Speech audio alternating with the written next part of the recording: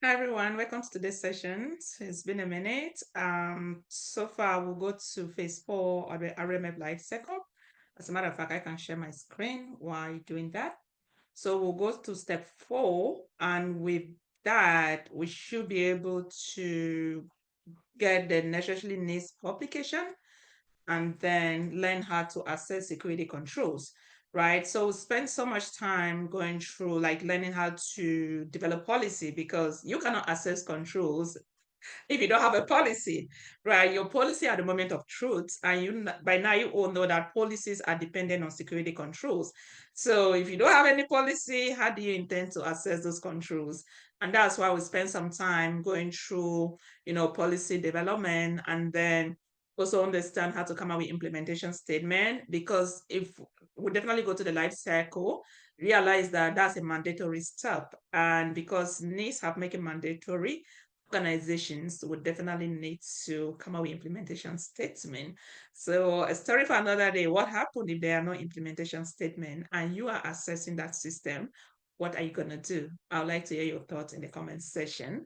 And with that, don't forget to share. Thank you all so much. A lot of you guys have been sharing our YouTube channel.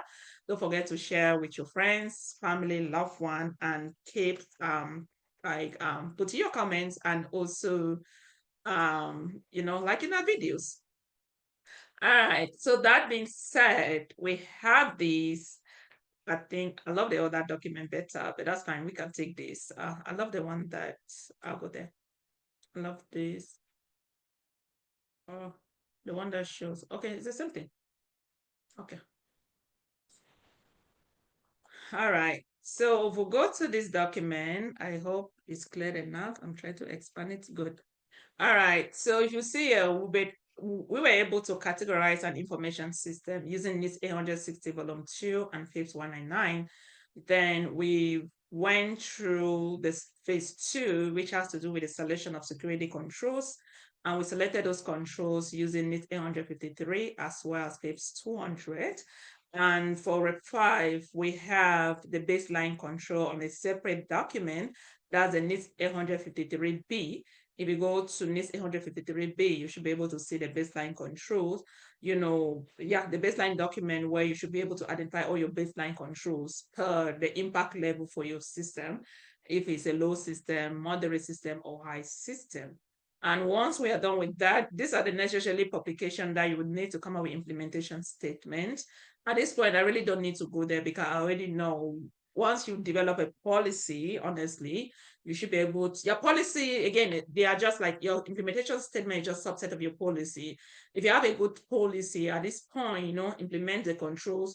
Before you implement that controls, come now with the implementation narrative, the implementation statement for each and every control, because based on the implementation statement and what you guys have developed on your policy, so you guys go ahead in implementing the security controls, right?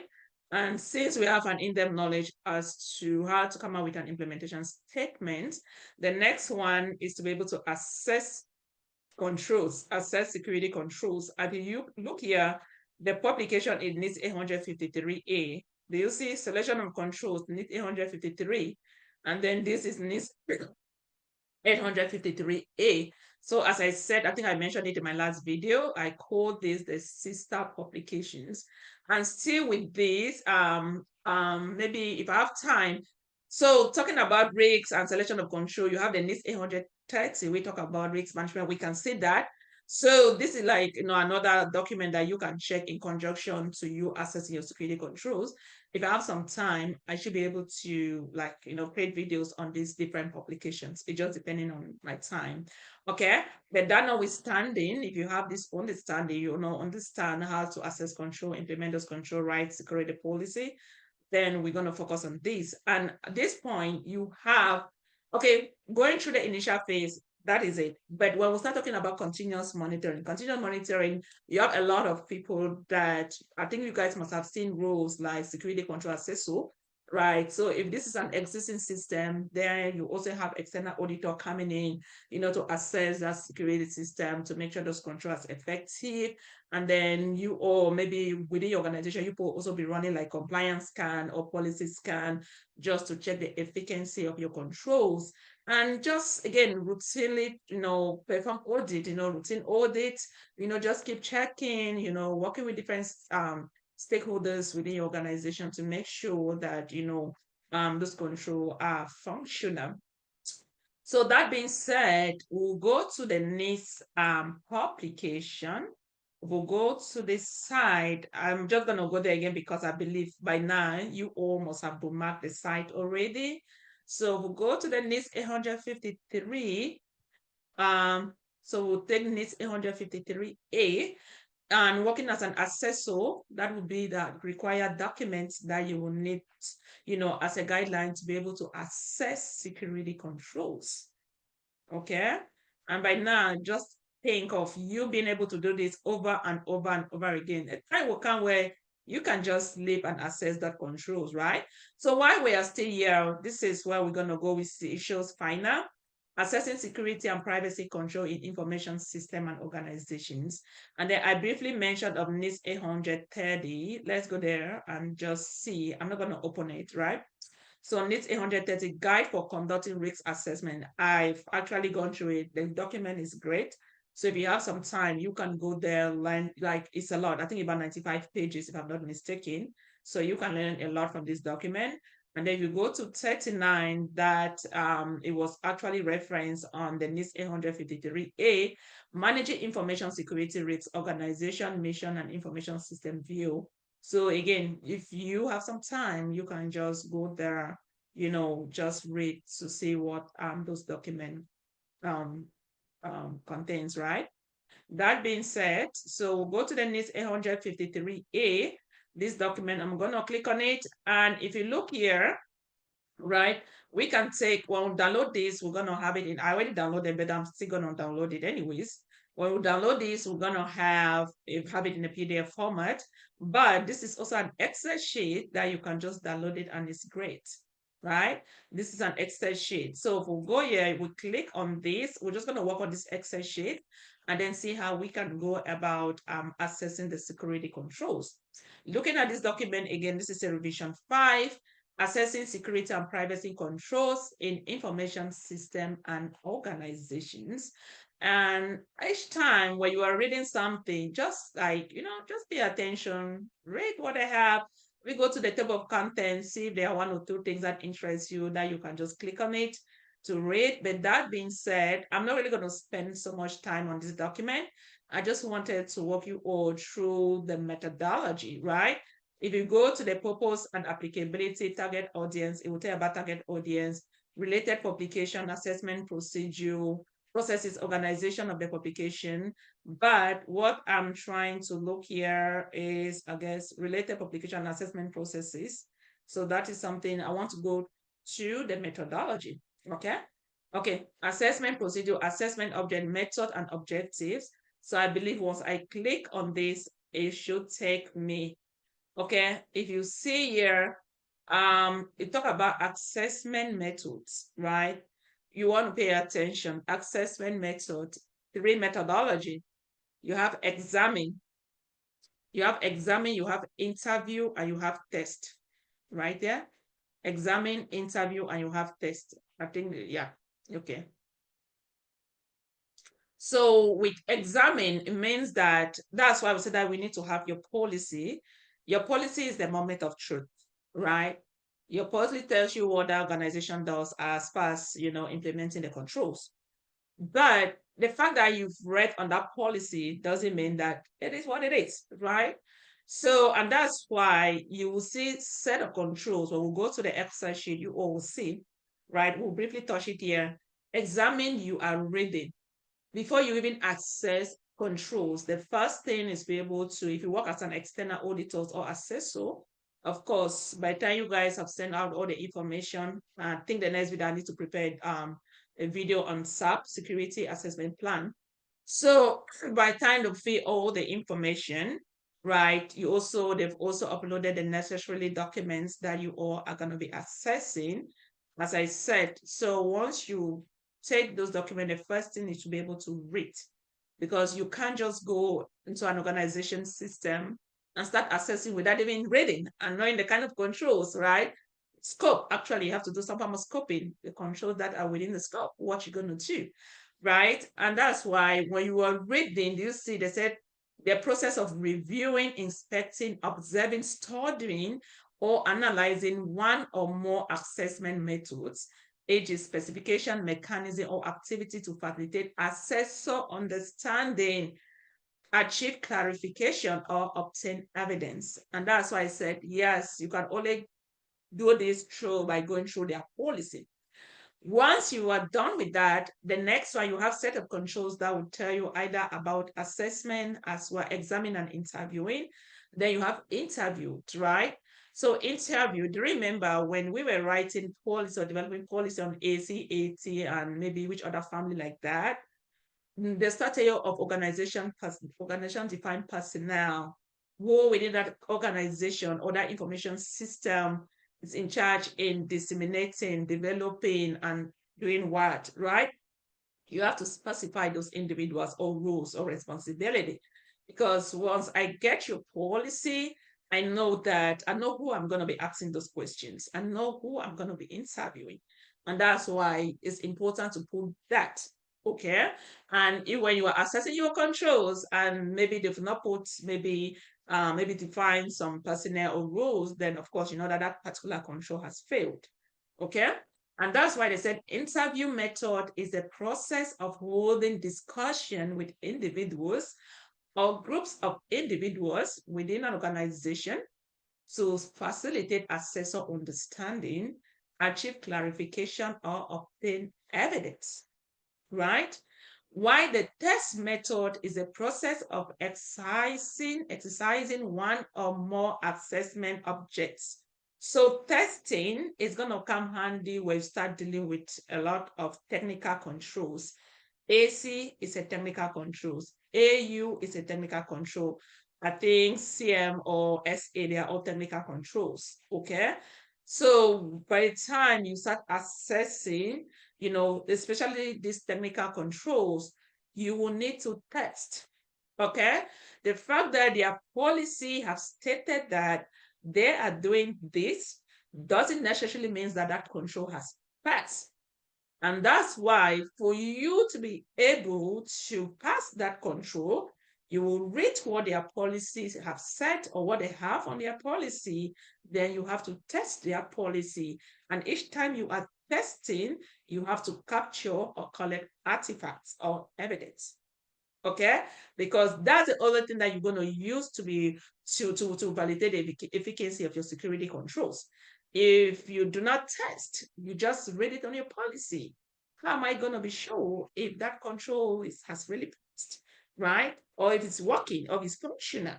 And that's why we've got to pay attention on the methodology. And because NIST have done an incredible job by telling us those controls that require examining, interviewing, testing. So it's just a matter of you going through that sheet and then carry out your tasks. For example, if we go all the way up here, right? Let's say we go here. We'll go to AC.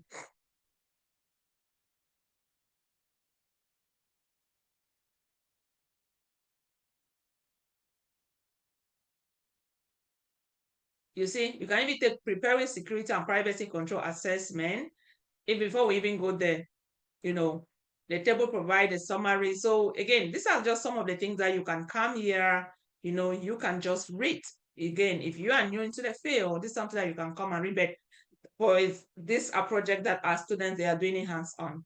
Like that's the only thing that once you are in US, you got to do it. And by the time you do it, you speak, like they will interview, collect artifacts. We already have a lot that, of course, I can share with you all for free, right? So I think this video suffice. But our students, is something that they will be doing hands-on, doing it, testing it, collecting the artifacts, coming up with their assessment findings, recommendation is just among, as students, they'll be able to interview, groups. They have groups that will be interviewing individually, collecting those artifacts. So it's a lot, and this is it's a wonderful learning experience. So if we can just go to the AC, I think we are close to the AC family. I just clicked it that way you all can see. Excellent. So we go to the AC family. You see, this is it here. We'll go get the Excel sheet. The Excel sheet is just a replica of this. And I prefer the Excel because that, you can actually sort the control itself. So do you see, it tell you AC01, personnel or roles to him, the access control. Then we can, an access control policy is developed and documented. That is a control. Is it developed and documented? Yes. But as of now, remember, I've told you all that all -1 controls are policy and procedure.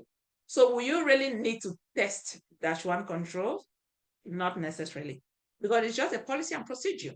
Remember, you are checking, do they have scope? Does it have purpose? Does it when are they going to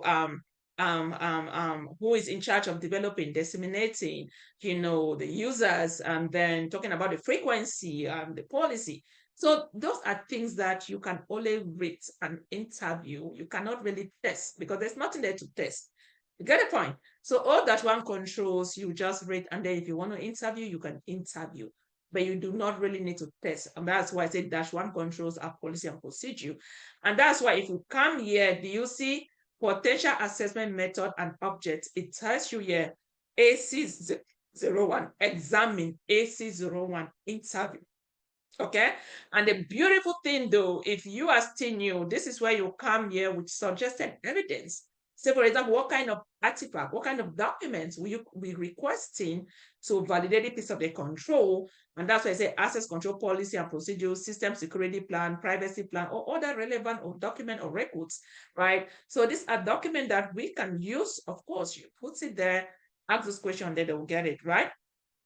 And if you see interviewing, it said organization personnel with access control responsibilities. Okay. Organizational personnel with information security, organizational personnel with information security, and privacy responsibilities. So this was something that we already covered, right? When we were developing a policy, we did an incredible job identifying, out defining all the different personnel and their different roles, because now when I'm accessing, of course, it's not even a matter within your internal or internally. When contractor, external auditors comes to assess your system, those are some of the things that they will be checking, right? And then on the flip side, they look at AC2. If you remember AC2 is account management. Remember, we said so much about account management. How you're going to create an account, how you're going to disable an account, even an automatic mechanism or that can automatically send out those emails if somebody gets transferred. So come to think of account creation, yes, you can read, you can interview, but won't you want to test to see how accounts are created? Won't you want to test to see if they were able to delete some accounts? What of temporary accounts and emergency accounts? And that's where you see testing will come necessary. Because when you read this piece of information in their SOP, then you realize that there are controls that you will need to test.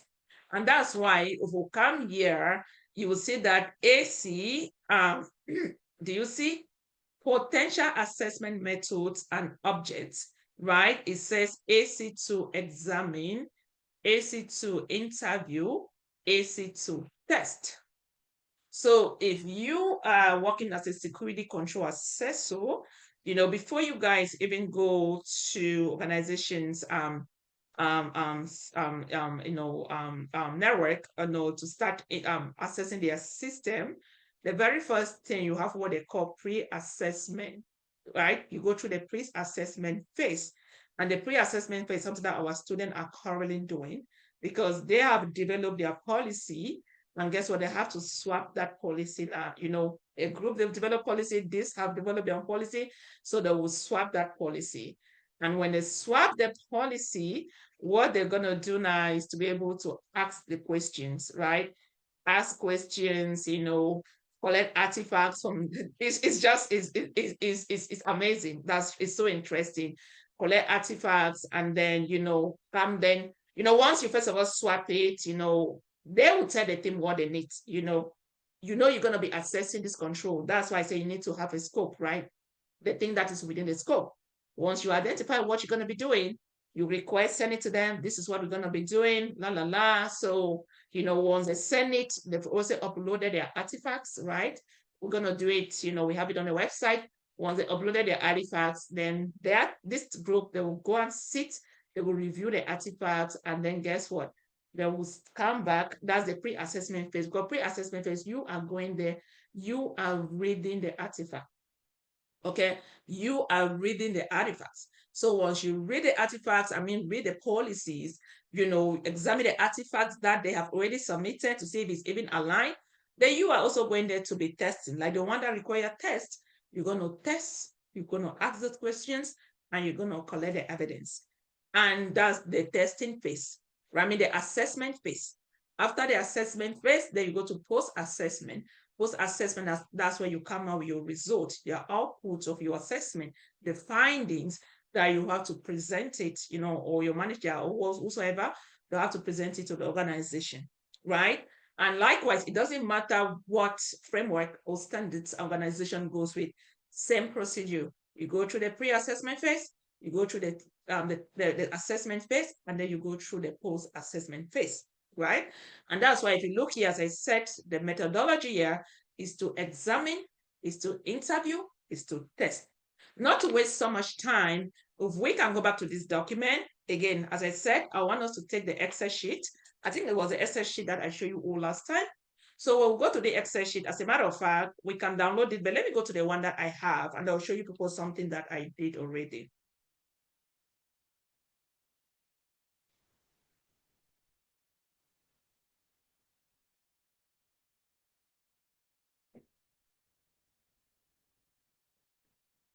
NIST 800-53. Okay, let me.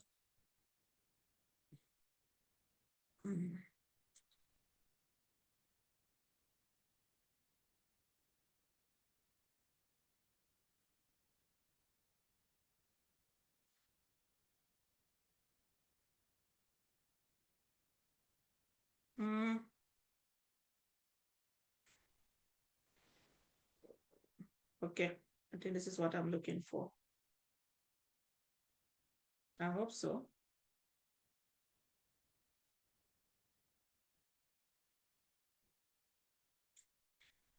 Let me make sure.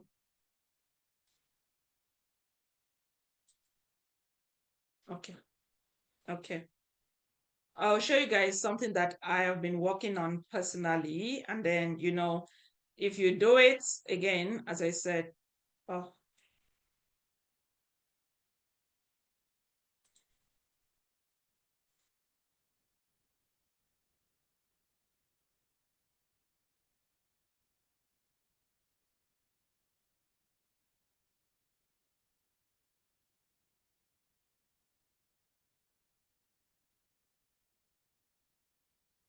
okay. All right. So this is the same document. If you download it from the NIST website, it's the same document. But this is something that I have been working on. If you see here, you will see something that I put meaning of control, examine, interview, test. That's the same thing that we've gone through. And then I put suggested evidence and I put additional guidance. Right. So this is something that if you take some time to practice, I bet you can learn a lot. But again, it's really going to come handy if you're able to do the actual, like, we have like good scenario simulation on our website that students would do it. So if you want to already start, that's your time to make sure reach out to us and be part of it, because there is a different, it's just different you doing it with your peers and others and interviewing and like do the actual work, right? As I said, yeah, there's so much I can say that I can give you for free, but there are just some 30 things that I can give for free also, right? So, but this is just to give you guys an overview as to how you go about assessing security controls. So if you look here, let me see. All right, so going through the AC controls, again, so this is something that we covered, we saw it on the PDF document. So you have up to this column. I'm the one that I added this column, right? And you'll see what I did down there. And then it's just a replica of what we've gone through, like, and then you see, do you see test? They say no. I think I was the one that filled this, if I'm not mistaken. And then I actually added this column, suggested evidences, additional guidance for how they call for dash one controls. As I said, dash one control is just examining and interviewing. So you really don't need any testing. So let's pull our AC family and then terms.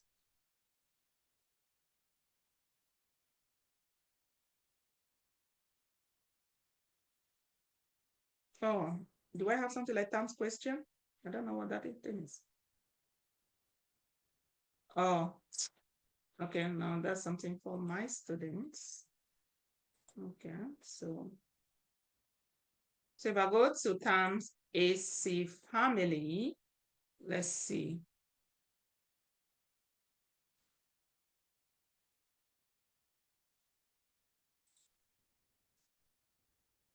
Okay, if you see I have this crazy character, why somebody's there, if you have something like that, what you can do is to go to options. When you go to options, you go to advanced. When you go to advanced, you scroll down. Hmm, let's see.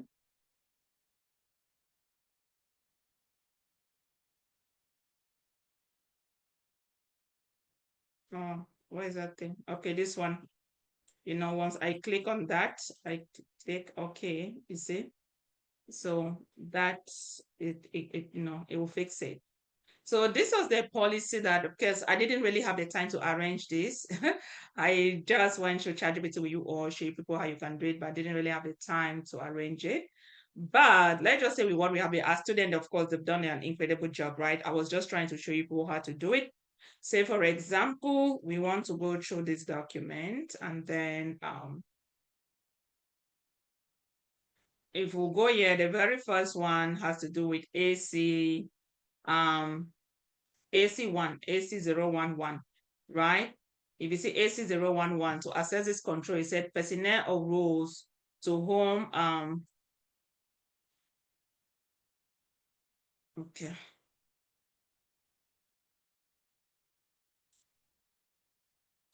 Personnel or roles to whom the access control policy and procedure is disseminated. So do you see a quick way of you even accessing that control? You can just even type the word disseminate, right?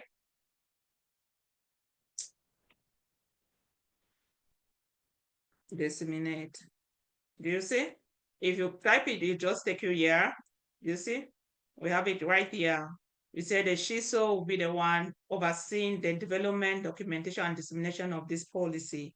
So if you look at this control, you as an assessor, so you want to assess this control, and that's why like personnel or roles to whom the access control policy is disseminated, defined. A question, what would be your interview question? Say you want to ask an interview question, and if we go all the way, do you see? Select access control policy. This is something that we went through. And I was just feeding this, like check if the policy listed POC, like point of contact. You see, so this is how you can even come just, document when you do your pre-assessment, you already have that in mind. And then you see, can you describe how organization identify and accommodate communication access control policy to relevant personnel rules? So you can even put your interview question here. Can you also describe how organization identify and communicate access control policy to relevant personnel or roles? I believe some of my students, I think they did that. I don't know if I was the one that did it or my students, right? So these are some of the things that you can just come and, and document yourself, okay? And then the next one says personnel or roles to whom the access control procedure are to be disseminated. Again, still, you come now to this policy that we've documented, you check. Likewise, you go to one or more of the organization parameters. And if you come here, okay, this is a beautiful one. If you see what I did, they come to examine. I actually listed what I can examine. For example, parameter defined. Check if the SOP clearly state how parameters value are set at each level.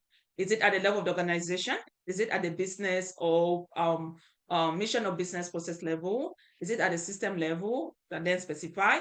If organization level, how are overarching access parameters defined for the entire organization? If it's mission, how are parameters tailored? So, but this is some of the things that, again, as I said, it's going to come handy, hands-on once, if you're a registered student, because if you have this approach, I'm telling you what, there's just no way you will get that job and you'll be confused. It doesn't matter what you do. Even when you are in-house within your organization, guess what? Yeah, even when you are like communicating or collaborating stuff with different stakeholders, you already know what you're looking for. You know what kind of questions to ask them. But this is really going to come handy, for the actual hands-on experience or exercises that I'm going to have with my students, right? And you see interviewing, how do you select security controls at the organization level? What criteria do you use to choose security control for specific business processes? How do you determine security control for individual systems? If you want to ask a question, do you see, you come now, you ask that question. So this is something that, again, through the pre-assessment phase, as I told you, or some of it now, our students will do it. So they will develop their template, they have the set of questions, because you're not going to share it with the other group. No, because if I'm coming to assess your system, I believe you already know, right? Like my last role, I have to lead an annual assessment. So I was the ISO. So when they are coming, they're supposed to interview me, right? So if they are coming to interview, you need to understand the effectiveness of all your controls, how those controls are working, what is happening with each control. So you should be able to take the interview, right? So likewise, if they are coming, they already have a set of questions, they've read your policy, they already know what they're going to be testing and so on and so forth, right? And likewise, because I think we briefly went through it, if you read through the policy, you will see that I think it's at the level of like a system level. And then you see the next one, which control is this? AC04, an official to manage the access control policy and procedure defined. And again, see, when you come here, this is something that we did. Designated official, ensure, like they examine, what will you be checking when you are reading? This is something that we have a complete comprehensive documentation. Guys, we mean business. We honestly mean business. And that's why I kept telling you people that all our working students, none of them reaches out to us, because it's everything that they've done hands-on. And the way we prepare them, when they get a job, they realize that it's even much easier than one could thought, because our training is a lot. It's comprehensive. It's entail a lot. If you can succeed and do this training and get a job, you'll be good. You'll do just fine, right? And that's why they said designation of official, ensure the SOP expertly names or titles the roles of the official responsible for access control management. This section should clearly identify who holds the responsibility, right? Verify that there are clear description of the responsibility assigned to this official, particularly relating to the oversight and enforcement of access controls. Authority detail. Confirm that the document outline the level of authority granted to the official, including power. And then if you want to ask a question, these are some of the questions. Who is designated as the official responsible for managing access control policy and procedure? It's a good question you can ask them. Because you've read it, though they have named it, you want to interview them to see if they even know, right? That's why you are there. You want to interview them to see if they even know. Do you have a policy that you don't even know the responsible party or personnel or roles? And that's why it's important that whatever you read, you can ask those questions before you even go about testing to collect the artifacts, right? What specific responsibility does the official have regarding access control? Can you describe, it just depends, whatever thing that we have there. So I don't really want us to spend so much time on -1 controls, but let me just maximize this. So if you take all -1 control, I think there are 25 controls. You see event that will require procedure to be reviewed. And then you come here, we'll go to our stuff. We put there who is involved in development. So you just put there. And then since we are not testing, so we are not bothering about that. But let's go to AC2.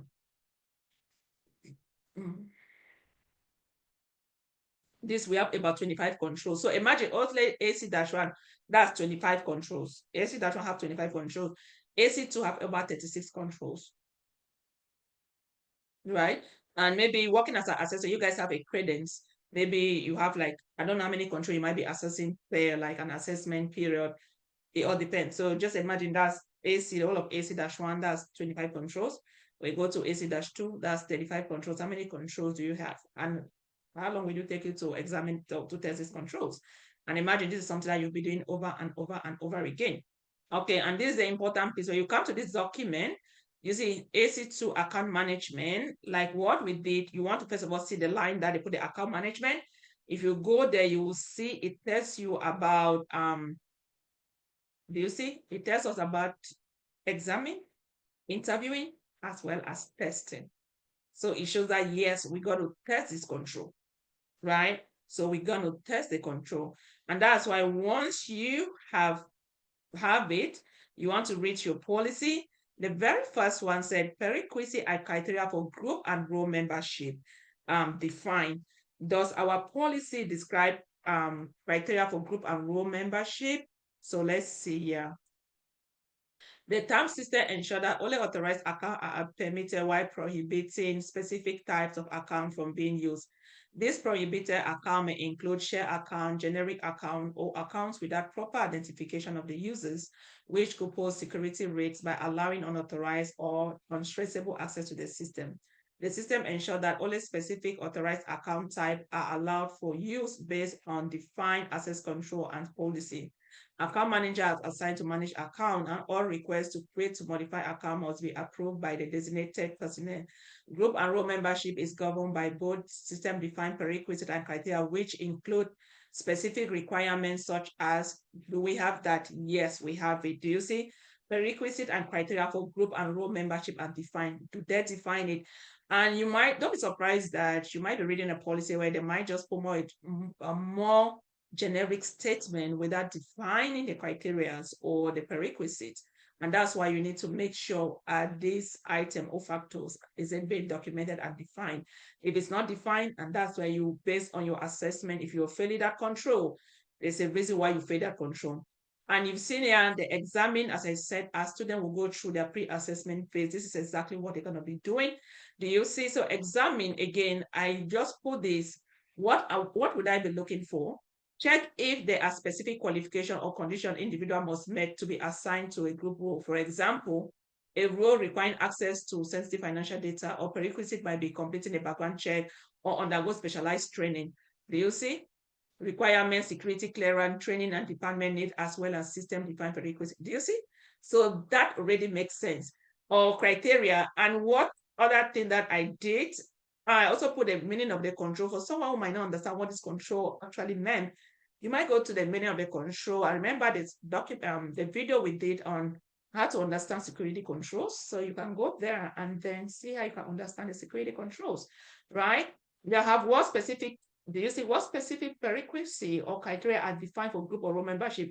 And how does the organization or system ensures that these are clearly communicated and enforced? That's a good question that you can ask. And then do you see, do you really want to test this? How do you, because when they talk of define, so it doesn't matter. For example, examine organization policy and procedure, right? Interview, that's a test method. Interview system administrator, IT personnel, it just depends who the responsible personnel. Evaluation, select a sample of group and role membership and verify if they adhere to the documented prerequisites. For example, access control list.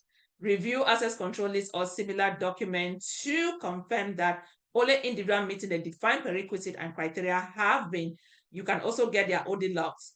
Audit log will analyze access control to identify any instances where individuals were granted group or role membership without meeting the predefined criteria.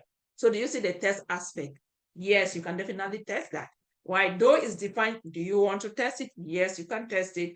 And then I have a lot, what are the suggested evidences? We already have that, but again, we just have a lot because I just put a lot that you can get like 3. For example, interview script with stakeholder confirming the understanding and application of prerequisite and criteria, sample evaluation result demonstrating adherence to documented prerequisite and criteria, access control list or similar documentation showing access permission based on group and role membership. Do you see? Ensure that the document and prerequisite, so we can definitely have all of this.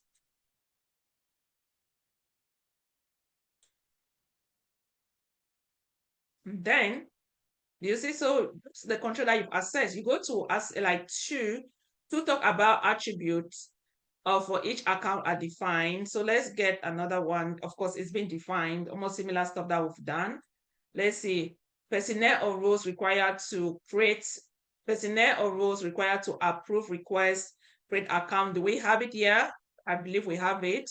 I think it says something about group account manager assigned to manage account or request to create. So did we define the personnel? Yes, we did. And then if we come here, okay, this is where I start putting about like what that control meant. Because again, as I said, I've worked with so many people, and then at times you ask yourself, wow, so they even get a job, right? So if you still do not understand what that control is all about, because there's no way you can go access security controls without you understanding what the control does. And that's why you can also have a column for your own personal use. I'm doing this again because this is a free training, right? And this is something that I'll still be doing. That you're not going to be putting, oh, meaning of control and all those things. No. You see, this control state that there should be a clear identification of the individual or roles responsible for approving requests to create user account. In essence, it ensures that there is a defined process in place for reviewing and authorizing the creation of user account. And then what are we going to be examining? For example, define approval personnel role. This is clear, right? But say you want to ask a question. What kind of question can you ask? Can you describe the process for approving requests to create user account within your system, organization? And who is responsible for making this approval? That is a good question, because if the manager has been the one approving, tell me the process. How did it happen? Right? And we have read it there. You've read it on the policy. You want to confirm. Also, how do you ensure that designated personnel or roles have met the necessary training, understand their responsibility in approving account creation request? Again, those are kind of questions that you can ask. And then come now to the actual test. How do you test this? For example, stimulate account creation requests and observe if they follow the documented approval process. Request access permission to ensure designated personnel or roles can approve account creation. Conduct audit to verify compliance with the defined approval, and then test exemption handling procedure to ensure deviation, right? So this is how you can carry out your testing and then to be able to validate that piece of the control. And then we'll go to the next one. We're just going to take a couple. We're not really going to do much here. Let's see. All right, so this is a good one. Say, for example, AC26, it talks of time period within which to notify account manager when accounts are no longer required. I believe we have a time period of about 24 hours, if I'm not mistaken. The system will continue to monitor the use of account to ensure compliance with access control policy. Account manager, along with designated personnel such as IT security officer, will be notified within a defined time period when specific action are required. When account are no longer required, account manager will be notified within 24 hours, right? You've read it in their policy that within 24 hours. Do you really think that's something that they've been doing? Do you just want to read that policy interview and that's it without testing? So you might not even met this control objective, because at the end of the day, you want to check, you want to test to make sure you are testing their policy. Their policy, is the moment of truth. And if it's the moment of truth, you got to test to collect the artifacts to make sure that their policy is effective. For example, what does this control mean? I already have it there. This control mandate an establishment of a defined time period to notify account manager, la, la, la, la, la. Okay, that is straightforward. And then what will you be examining? Of course, check for document policy, specify the time frame for notifying account manager, ensure clarity and consistency in defined time frame across the organization. So these are other aspects that you can check. But say if we want to go to the interviewing, what kind of questions can you ask? Can you describe the system policy regarding time frame for account for notifying account manager when account are no longer required? How are account manager informed when account become obsolete? So either or, which question you can ask, right? Because you have read it there. They say account manager will be informed within 24 hours, but the account manager, you should be able to know what your policy entails, right? And that's why how will you or account managers inform when account become obsolete, and what measure are in place to ensure timely notification? Do you get a point? Do they even know? Because it's not just about reading, it's about asking the question based even on their responses that they've taught you something you've also read on their policy. Then you have to test to collect the artifacts. And that's why I said test the control by reviewing documentation for defined Additionally, assess the effectiveness of communication mechanism in promptly notifying account manager about obsolete account. Maybe they have automated emails that goes out, right? Automated mechanism. How is that being communicated to the account manager? And that's how you want to test to see.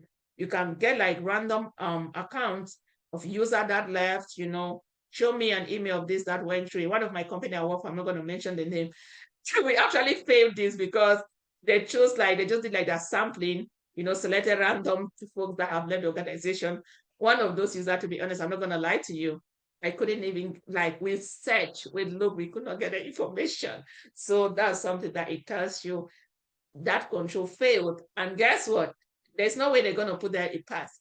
Because if we are not able to produce the evidence, they're going to fail that control. Now, starting, I want you all to think now on the bigger picture, right? Again, because, even government agency, they are big on that. They start thinking of like vendors, right? Where you start talking of the SOC 2 Type 2 reports, and other standards, right? Now, when they fail controls like this, that's an inherent risk. They cannot say that, they didn't do that. Yeah, they might do another sampling to see if it's going to work. But whatever thing that they test, that's the actual report that your clients will be able to see, right? You vendors, like, we will be able to see. And when I'm reading that and realize a lot of your control fails, I can't even trust you and I cannot even go with you. So you see the importance, of having good policy, also following up, doing a good in-house assessment job to make sure that your control are effective, right? So if we go to the next one, let me see. Frequency of account review is defined. That is straightforward. Account type allow for usage within the system. For example, okay, I'm saying so because you read it on the policy, and then this is just a way of assessing. And each time you're assessing, as I said, only emphasis, you want to collect the artifacts to make sure that it's effective, right? Check system for a clear list of allowed account. Verify that each account type characteristic or permission are defined in the details. And then, what kind of interview questions can I ask? Can you provide a list of account type allowed for use within your system and their specific characteristics? Or how are account type defined and documented within your system? And what measures are in place to ensure consistency and accuracy? And if you read here, I think we'll tell you the type of account that was being allowed, right? If you read there, you go there. Then, but how do we also interview? How do we test to get the artifacts to make sure whatever thing they have on their policy is effective? And that's why they say review system documentation to identify documented account types, right? Check system configuration to ensure only authorized account type are permitted. Of course, when you see like their configuration setting and all those things, it will tell you that. And then interview administration or conduct periodic audit to verify consistency between documentation and implementation. And this, though we are focusing more on like the external assessor coming in, you within house, this is something that you can adopt. It doesn't matter where you work, right? Try and come with best hygiene, best security practices, work with the different stakeholders, make sure that you can drive your organization to, to be there, right? So these are some of the things that you can do, okay? And then likewise, if we go to, let me see.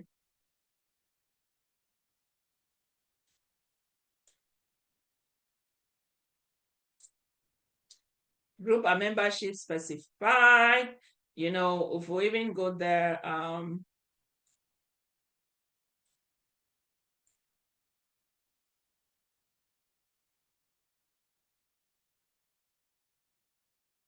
let's see, one other control we can take, and that should be it. Okay, account and modify. Do you see this one? Account and modify in accordance with policy prerequisite. So what does that control mean? We can go through it, but what will you be examining? I'm saying so because this is like a pre-assessment that some of our students did, right? And that's why I said that it's going to come handy. This is their Excel sheet, like you just have the pre-assessment that students are going to be working on, the kind of question that they have and everything, When assessing access control, when assessing the control assessor, look for the following: one, policy compliance. Verify that account modification align with this policy. Ensure that there are a clear documentation procedure of account modifications. So that just simply tells, and then what question you're going to ask. For example, how do you ensure, or can you describe the process and criteria you follow for modifying accounts, including any prerequisite checks? This is a good question to add to once you've identified the respective personnel. But how can you test these controls, right? We have some steps that we can test. For example, check if account modification align with the documented policy and procedure, right? Ensure step-by-step procedure for modifying account are clearly and being followed. And then confirm all prerequisite conditions are met. And then, for example, what are you going to do? Ensure only personnel can modify account, review logs and records, right? So each time they've modified the account, everything is being tracked or recorded, in the audit logs, and that's where you want to check. Examine logs and records to ensure all account modifications are documented accurately. Conduct regular reviews, ensure that reviews of account modification are being performed to maintain compliance, right? Suggested evidence, do you see? And that's why you look at the suggested evidence, it says that modification law, or, you can just take like audit trail, training records, or even access control records, that you can put there, okay? And likewise, so if I can do one more,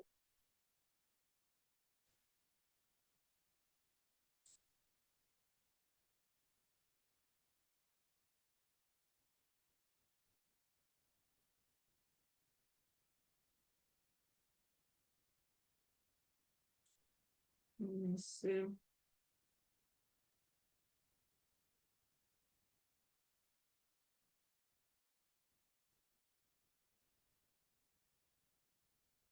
Process established for changing shared or group account authenticators deployed. Once you've read it, you see. So examine what are you going to be looking for. Look for audit logs. Review audit logs to confirm the changes to shared or group account authenticator are locked and traced. You see? And then incident report. Examine incident report related to unauthorized. So those are the things that you can check. And then, for example, what of interviewing? Can you describe a process your system follow for changing shared group account authenticator when individual is removed from the group? Of course, and each time that incident happens, that it will be recorded in the audit trail, right? The audit log, and that's why we mentioned audit logs, right? How does your system ensure that maintaining group membership are promptly informed about changes or shared groups? So it's the kind of question that you can ask. And then come now to testing, but how do you also test that individual will remove from group? For example, it says that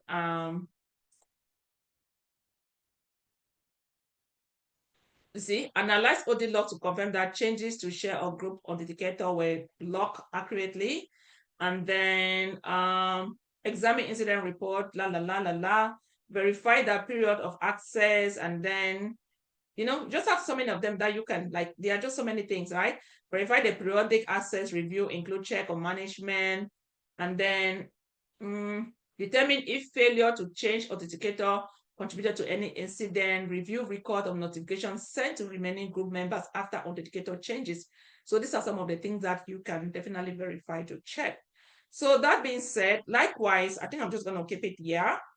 That's the same procedure that you're going to use to access. Remember, as I said, you access your controls through stop sharing, examine, interviewing, and testing.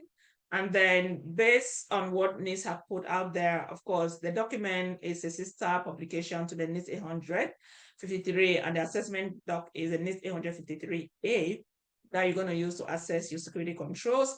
And we said that each time you're assessing, you have to go through the pre-assessment, assessment phase, and the post-assessment phase. And after the post-assessment phase, once you've assessed, you will interview, you collect the artifacts, then you want to be able to make the judgment if that control passed or that control failed, right? It's solely depend on you and your observation of what you have, because all the artifacts that you've collected or have, again, you should be able to back them, right? You don't just go and say that control failed without you, you have to test it to make sure the control actually fails, right? So this is just how it covered what it entails in assessing controls. Again, remember we have like a new system that we're working on. Our students are working on their TAM system, and that's the system we're going to be working on. Even like doing gap analysis and mapping control across the other frameworks. Okay, so I'm done again, I just also want to highlight that many a times you'll be accessing some of these controls, but guess what? You got to be careful and record. When I spend so much time going through the control types, when I talk of system specific, hybrid, and inherited, this also come handy. What if you are working with an organization, you are going to access their system and the stakeholders are waging 100% responsibility to the cloud provider? What are you going to do? I'd like to hear your comment on your thoughts on the comment section. So, and that's when you want to also check the cloud provider baseline, okay? Cloud provider baseline will either tell you this control is partial, this control is local, this control is inherited, and also, because don't be surprised that you even read their policy that you can tell them, you know what, their policy itself is even wrong because they have not addressed that control. If the cloud provider is telling that that control is shared, that control is local, which is even 100% responsibility for that system, the steward needs to take 100% accountability, then they would go to their policy, they tell you that is hybrid, I mean, is inherited, then you got to automatically fail the control, right? And know that for you to also make your judgment, if this is a government melee or government agency, you have to read their policy, you have to check if they have implementation statement, you have to test and then to come out with your findings. But what if a private company that adhered to the NIST standard, what can you do? You will not expect a private company to have implementation statement. But this is something that if I were you, depending on your role, you can do something, especially you will be having external auditors coming in. And if those auditors are coming in, if you can take some time, it's going to be a lot, but just have an overview of your controls that you can also do your periodic assessment, who to reach out to be able to collect certain artifacts. That is really going to help a lot, right? I will also help you understand your environment better, right? So these are some of the things that you all can implement to better your organization security posture. So this should be it. Next video, I'll create a document. I was supposed to create a document before, but I felt I need to put this video because I'm running behind. Okay, so I'll create some documents, and once we're done, then we go now to the authorization to operate, and we see like the core ATO packages that they need. Right, based on the system needs, you have the ATO package. And as I said, also I help prepare ATO package, work with the different stewards or ISOs to make sure their package or packages are up to date. So I'll see you people in the next video. Bye.